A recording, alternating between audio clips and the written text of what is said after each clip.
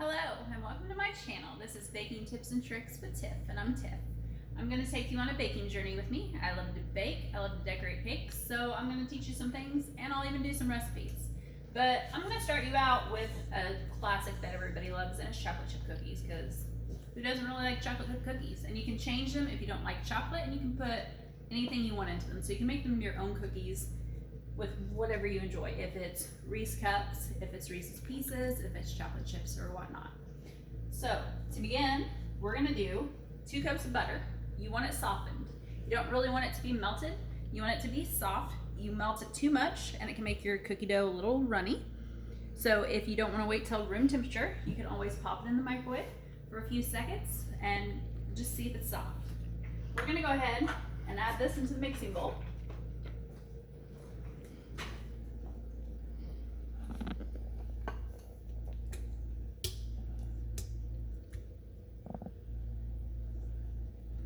And this is 4 sticks of butter, because the sticks of butter are 1/2 cup and you need 2 cups. So 4 sticks all together. Put your butter in there. Don't worry about making a mess, just clean up as you go, because you always want to be working in a pretty clean kitchen.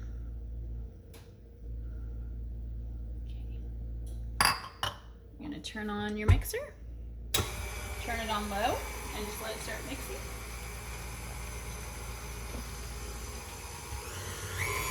Cream the butter before adding anything else. Make sure you got a good spatula ready. Okay, once that's done, I'm going to add my brown sugar in, and I'm going to take 1.5 cups of packed brown sugar. I'm going to add it in. Of course, you can see it's packed. And when they say packed, make sure you pack it on any of your recipes, because that does make a huge difference. Just like your melted butter. If they says melted, make sure it's melted. If it just says room temperature, make sure it's just kind of soft, because too runny can totally throw off the recipe, and not melted enough can throw off the recipe. Okay, so you get a nice consistency. So this is the consistency you want. It's just a nice, almost brown sugar butter. Then you are going to take your sugar, your white sugar, and this is 1/2 cup of white sugar. Add it into your mixture. Go ahead and turn it on and start mixing. While all this is mixing, if you want to take and move all your measuring cups and bowls, go ahead. Get them out of the way, and I'll do dishes up later.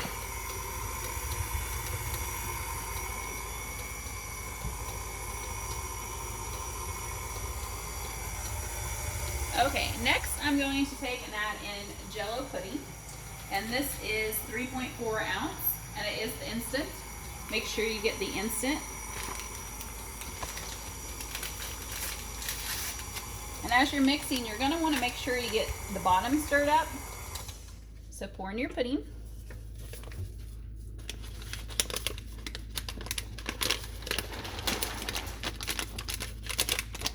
I'm sure if you wanted to do chocolate pudding, you could do chocolate pudding.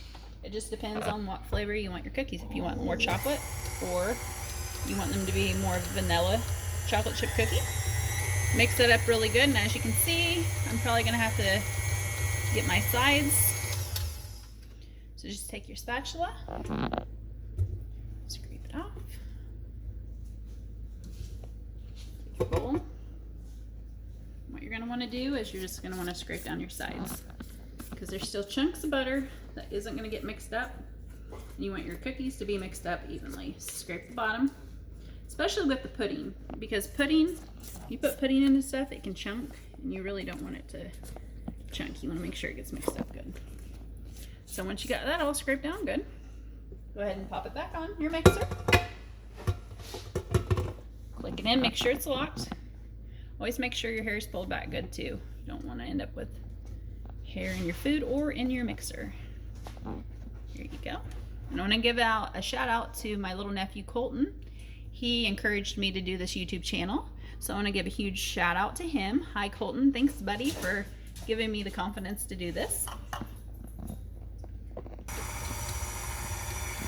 Okay, so once you got that mixed up, next you're going to want to add eggs. And it says to add 4 eggs. I like to crack them in a bowl to make sure I get no shells.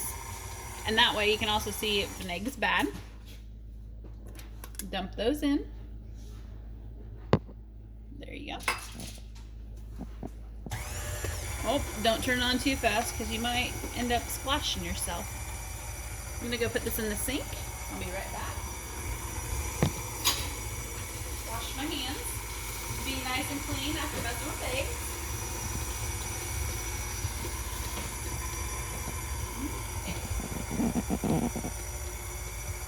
Alright, get that good and mixed up. Once again, you're probably going to want to push down your sides because it does have a buildup, if you can see. My cameraman zoom in on that. See how the eggs are on the side? That's why it's always good to go ahead, pop this up, scrape this off so it don't fall and make a mess. Right now you got a good consistency. Because your next steps are going to involve adding your flour and your baking soda. Don't ever forget your baking soda because baking soda is very important. It helps your cookies rise. And I've done a recipe before and I forgot baking soda, and let me just say it was a pretty flat, sad looking poppy seed cake.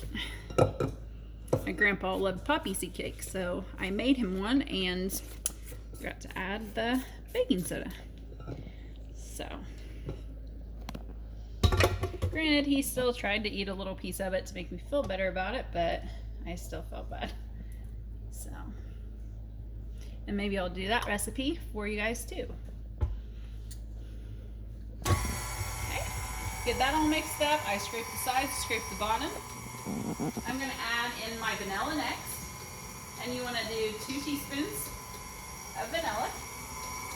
If you don't like vanilla, you don't have to add as much, or if you like a little bit more, you can add a little bit more. You just don't want to add too much past this to where it will be runny. I'm going to go ahead and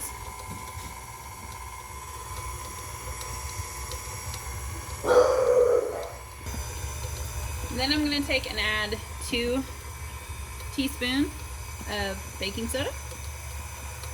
And when you go to add your flour, you're going to want to add it in slowly. That way, when it starts to thicken up, it just won't be everywhere and it won't fly out at you. So we're going to add 4.5 cups of flour. To start out with this 1/2 cup of flour. Slowly add it into your mixture. See how it's flinging out of my... Add it slowly. And once again, you'll want to scrape down your sides, and you're going to notice a consistency change. So it was really kind of smooth, and it's going to get thicker and thicker the more flour that you add. You can even take, some people like to stop their mixer and just kind of pour it in like that, and that's completely okay. Put your mixer rack down and slowly start it. That way you don't get flour everywhere. I've had flour explosion, and powdered sugar does the same thing. So anytime you add any type of powdery substance, you want to slowly add it. Okay, I'm going to keep adding the rest of my flour. Just poured more flour in. You can see a dust pile. Some people like to drape a towel over this, and that's fine. You just got to really watch that you don't get your towel caught in your mixer, because that would be bad. So that's why I do not do that. There is an attachment for your KitchenAid mixer that you can put on and add stuff in. I still tend to make a mess with it, so I just do it slow. I'm going to keep adding from my 4 cups. Just slow and steady. And something I've learned about making chocolate chip cookies, I always used to try to mix my chocolate chip cookies in with my mixer, and my mixer would really bog down. So I learned that those are just better to either try to put in by hand or to try to stir in. Oh, I'm making a mess. So I got a towel so I can clean up my messes as I go.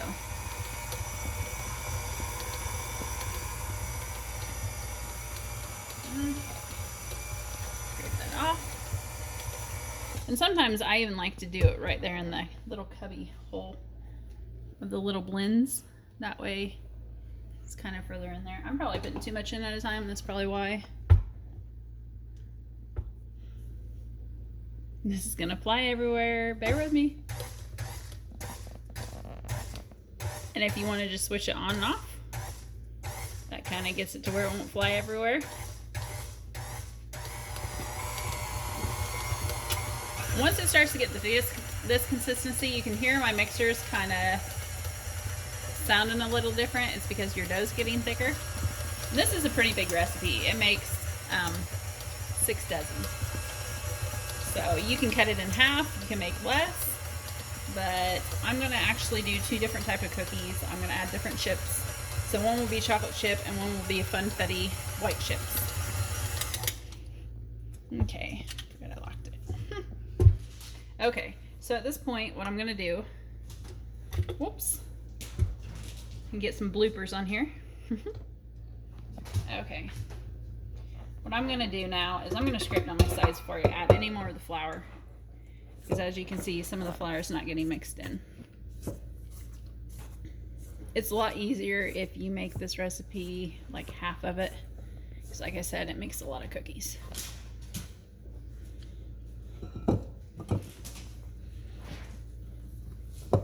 Okay, and there's the consistency of the cookie dough. It's pretty good. It's not too runny, it's not real thick. It's just got a perfect silk consistency. I'm gonna add in the rest of my flour. That's quite a bit of flour left over. So I'm just gonna lightly start to stir this up so that maybe my mixer won't throw it everywhere. And you can see it builds up on the sides.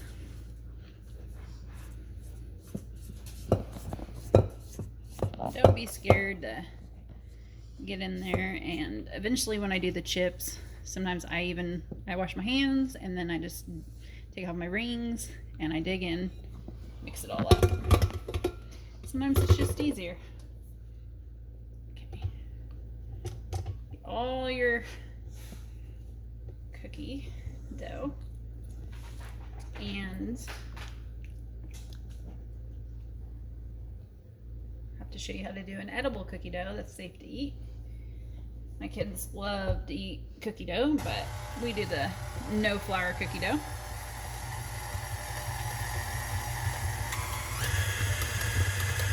And like I said, as you can tell, it's starting to get thicker and thicker. Pretty good consistency. You'll want to make sure that you get it all mixed in. Take the stuff off the top. There we go. Okay. I always forget I lock it. And I can't figure out what's going on. I can't get it up. Okay. Because my mixer was locked. Alright, once you get that, you want to get all the cookie dough you can off your paddle. And if for some reason, when you stick your hands in this and it wants to stick to your hands, you can always spray your hands with a little bit of like cooking spray, and that will help it not stick to your hands. And that's probably what I'll do. It's kind of like the first time I made slime with my kids. I think it got more on me and my hands than I did making the actual slime. There we go. I'm gonna wash my hands and I'll be right back. Okay, like I said, take your rings off, get your hands in there. I'm only gonna put one hand in it because I cannot get my other ring off due to the heat. Fingers like to swell when it gets hot, and clearly I've ate way too much salt. So my wedding ring is not gonna want to come off. Scrape it all down. And at this point, like I said, you're gonna want to divide your cookie dough, and it just makes it easier to mix in your chocolate chips. So just take out a clump, put it in another bowl. There you go. And you can just guess how much you want to take out. So make one if you want to do both the bowls chocolate chips or you want to do something totally different. So I'm going to do something a little bit different. And I'm going to go wash my hands and then I'll show you my chocolate chip adding. All right, now chocolate chips. The recipe actually that I use calls for 4 cups of unsweetened chocolate chips, but sometimes I think that's a little too much. So just kind of eyeball how many chocolate chips you want. You can add more, you can add less. I'm just dumping some in there. I just start out by adding a little bit, and then I'm gonna mix it up. But before I mix it up, I'm gonna go ahead and show you. I have Toll House Funfetti vanilla cake flavored morsels, rainbow. And I'm gonna do my other cookies, this. Like I said, you can have fun with it. You can do peanut butter cups. You can do walnuts if you want to do nuts in your cookies. And I have to feed my cameraman some chocolate chips. These smell really good. Go ahead and sprinkle some of these in. I think my cameraman gives me thumbs up that they're pretty good. And this package is 9 ounces. And my chocolate chips, because I had them by my stove and they're all gonna melt. So once again, I'm just gonna get in there. My hands are clean. I wash my hands a lot, especially when I'm in the kitchen. And I might need more. So just mix it all up. Like I said, if your hands get sticky like this, you can always spray cooking spray on your hands. Okay, I like to kind of squish it, move it around, try to distribute the chocolate chips.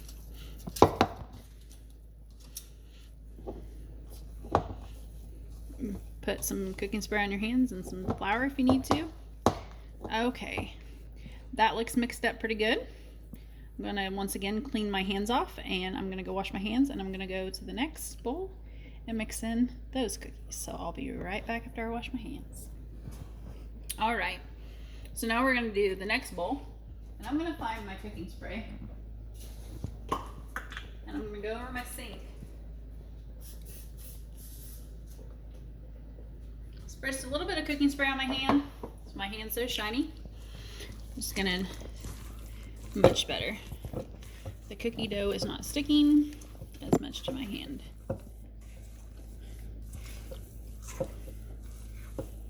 Okay, that looks like a right amount of chocolate chips. I don't like my chocolate chip cookies to be so much chocolate chips that that's all you get in every bite is a ton of them, because then it loses the cookie part to it, and that's one of the best parts too. But I do love the chocolate, don't get me wrong, chocolate is the best, but sometimes you don't want that much. Okay, and when I scoop these out, what I'm going to use is a little tiny scooper that's not as big of an ice cream scooper, but it's more of a melon scooper. And you're not going to want to roll these into balls or anything. It makes it a lot cleaner, a lot easier to do. That way your cookies are almost the same size every time you do them. I'm going to go wash my hands one more time and we'll get right back. All right, welcome back. Hands are clean. Here's my little scooper. It's just a KitchenAid melon ball scooper. That's what I like to call it. So I'm going to take these cookies. I preheated my oven at 350. You take a cookie sheet, and you can either line it with parchment paper, or I do have the cookie mats. You can do mats like that. I just did the parchment paper for easy cleanup.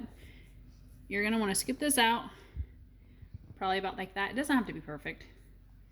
Just plop them on your cookie sheet. So kind of like that. I'm actually going to scoot this over a little, because it's going to be hot on my oven top, and my cookies will start to melt. And when they do, they lose their shape. So, scoop some more. Use your bowl to kind of cut it off. Make sure you space them out enough to where when they bake, they won't be connected and touch each other, because they will just be one joint cookie if you don't. I'm going to do a couple of these, and then I'll do a couple of the other ones. I'll put them in the oven. When I've done this recipe, I have found all ovens range different temperatures and cook different times. So just kind of guess on the time. Mine goes for perfect for about 13 minutes. Like I said, yours may take a little bit longer. Now I'm going to do some of these other ones. Just come over and scoop out of this bowl. Do a couple.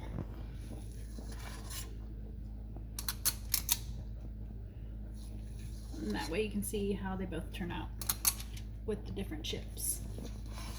And you don't have to stand here and watch me do all 6 dozen.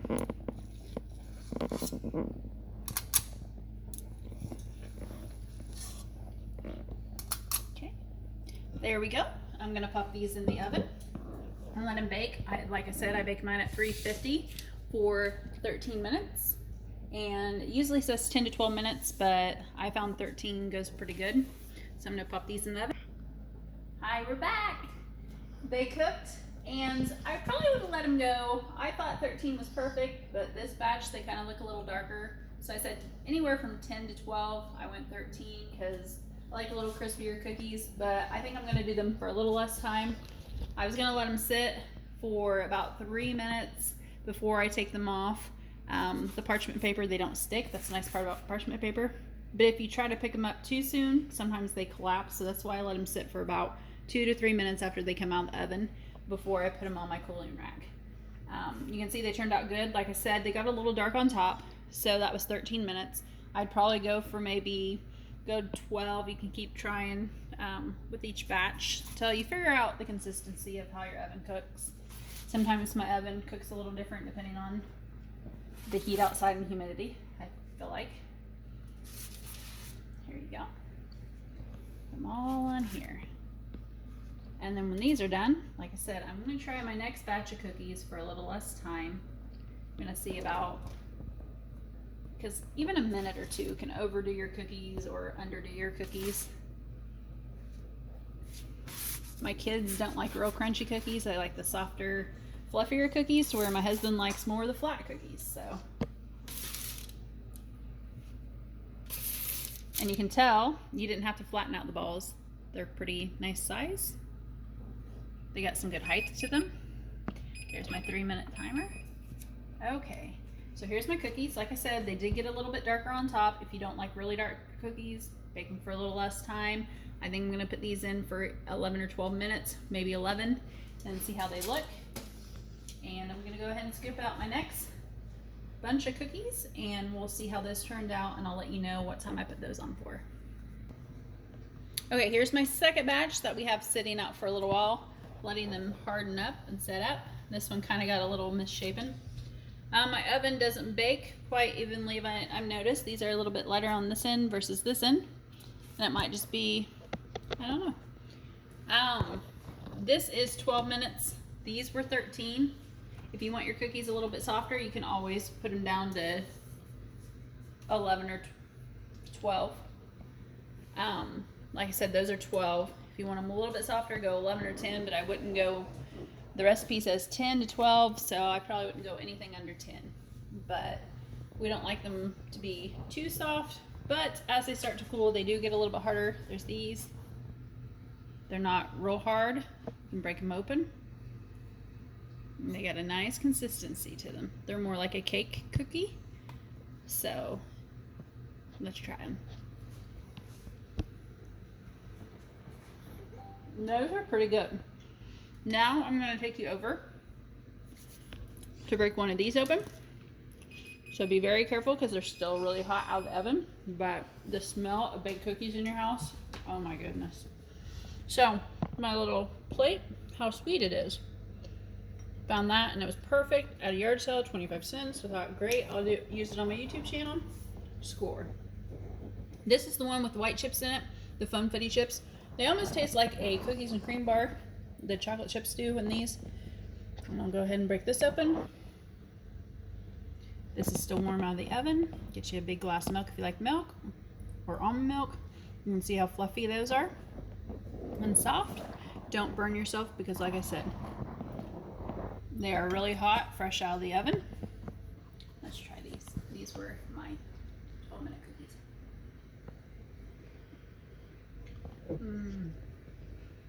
Those are really good. I don't know which one's my favorite, whether it's the white Fetty ones or the regular chocolate chip ones. Like I said, you can play around with your temperatures and times. And that's 12 minutes, that's 13 minutes. You can go all the way down. They said 10 to 12 minutes. So just do what you want. Play with the recipe. Figure out what you like. I still got quite a bit more to do, but I'll go ahead and finish this video so it's not a really long video. Like my page. Subscribe to me, please. And if you have any tips or anything, let me know. I'm going to give you baking tips along the way when we start baking more together. And thank you for watching my video. And if you have any comments, please leave them down below. Thank you. Bye.